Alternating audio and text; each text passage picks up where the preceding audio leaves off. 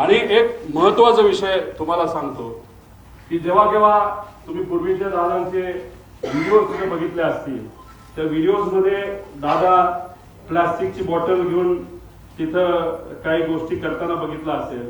पाणी पिताना प्लास्टिकच्या बॉटलमध्ये पाणी पिताना तुम्ही बघितलं असेल. आणि मग पण नजीकच्या काळामध्ये म्हणजे हे जे काय आहे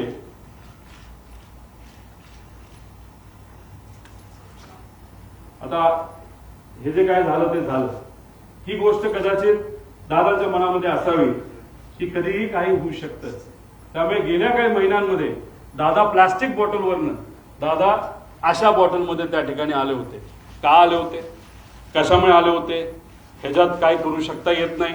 म्हणून तुमचे नजीकच्या काळामधले काही महिन्यातले जर तुम्ही त्यांचे व्हिडिओज बघितले, मागे सिक्युरिटीचा अधिकारी असतो उभा, तो सुद्धा त्यांचा विश्वासू, त्याच्या हातामध्ये काचेची बाटली असते.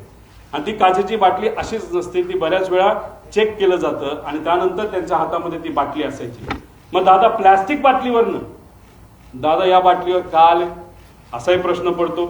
जेव्हा माझ्या एका मित्राने हेलिकॉप्टर घेतलं होतं, मी दादांना सांगत होतो, दादा माझ्या मित्राने एक हेलिकॉप्टर घेतलंय.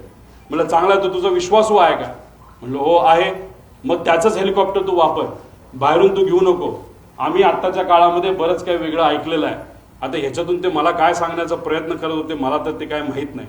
दादानी त्यांच्या काही जवळच्या लोकांना ज्यांची आर्थिक परिस्थिती बरी आहे, चांगला व्यवसाय आहे, त्यांना सांगितलं होतं की पुढच्या काही महिन्यांमध्ये तुम्हाला विमान घ्यावं लागेल आणि ते विमान तू घे, म्हणजे मला ते वापरता येईल. हे का ते काय बोलत होते, कसं काय, शेवटी आत्ता दादांबरोबर झालेले काय सगळे संभाषण हे तिथं माझ्या ध्यानामध्ये त्या ठिकाणी एका टेप सारखे तिथं पळत आहेत, जात आहेत. त्यामुळे काचेच्या बाटलीपासून पार विमान स्वतःचं त्या ठिकाणी असावं, या सगळ्या गोष्टी त्यांच्या मनामध्ये का होत्या हे आज तरी आपल्या सगळ्यांना त्या ठिकाणी विचारता येणार नाही.